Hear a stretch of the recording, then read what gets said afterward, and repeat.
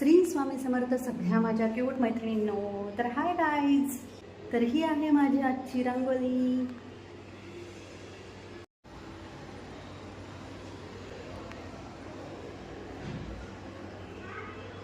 आज संडे आहे आणि आज भरपूर काही प्लॅन असतात संडेचे. तर छान अशी संडेची रांगोळी झालेली आहे आणि मी देवपूजेसाठी गार्डनमध्ये फुलं आणायला चाललेली आहे. आणि आज आहे ना, तुम्हाला दाखवते गंमत काय झालेलं आहे. खूप दिवसानंतर माझ्या मोगऱ्याला फुलं आलेली आहेत. मोगऱ्याच्या झाडाला दाखवते. डॅन, मोगऱ्याच्या झाडाला मस्त फुलं आलेली आहेत. आणि ही आजची फुलं, एवढीच फुलं निघालेली आहेत 5-6. आणि आजचा स्वयंपाक दाखवते. आणि भरपूर असं खूप काम आहे आज.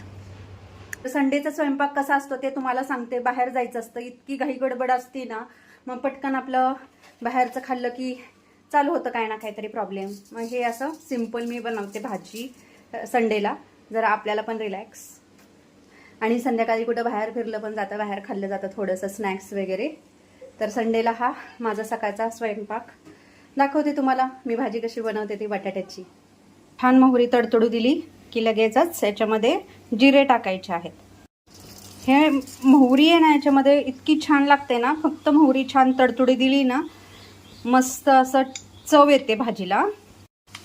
आता हे थोडे जिरे आणि मी लगेच गॅस बंद करते, जेणेकरून ही फोडणी जळू नये. का तर आता ह्याच्यामध्ये आपल्याला लाल तिखट टाकायचं आहे, कांदा लसूण तिखट, जे मी कोल्हापूरवरून आणलं होतं माझ्या गावावरून. आणि त्याची ऑथेंटिक जी चव आहे ना त्या तिखटाची, ती एवढी सुंदर भाजी होते ना. हे बघा, हे बघा तोंडाचा अवतार कसा झालाय. सगळा घाम घाम घाम घाम. इतकी गरमी वाढली आहे ना, आणि त्याच्यातून आम्ही बायका स्वयंपाक करतो.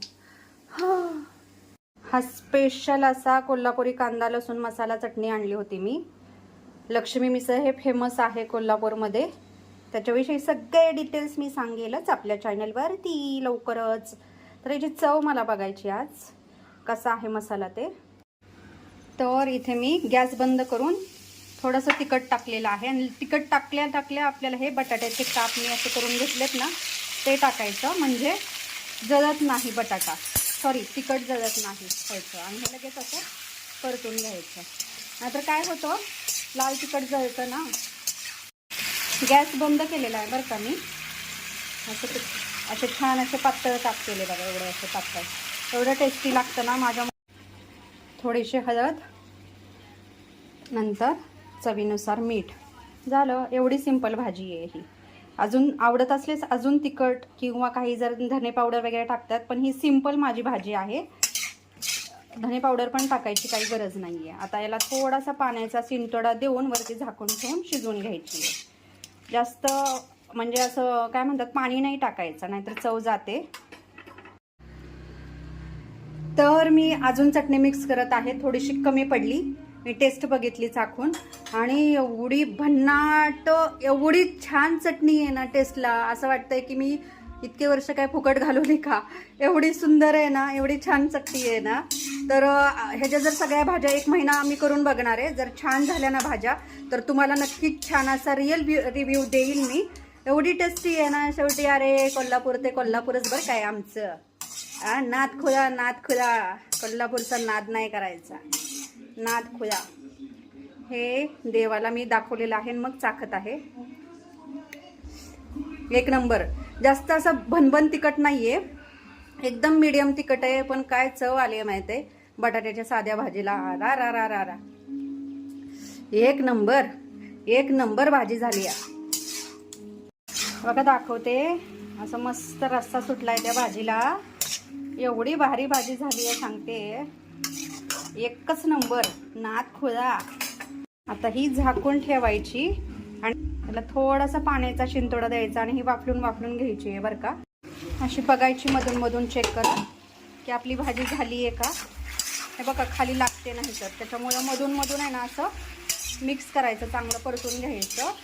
बघायची बोट चिपी शिजली का अशी, किंवा इथे नाही अजून शिजली नसेल, शिजली ना तर खालचा मसाला जळू नये म्हणून आहे ना पाण्याचा शिंतोडा द्यायचा आणि परत झाकून ठेवायचं.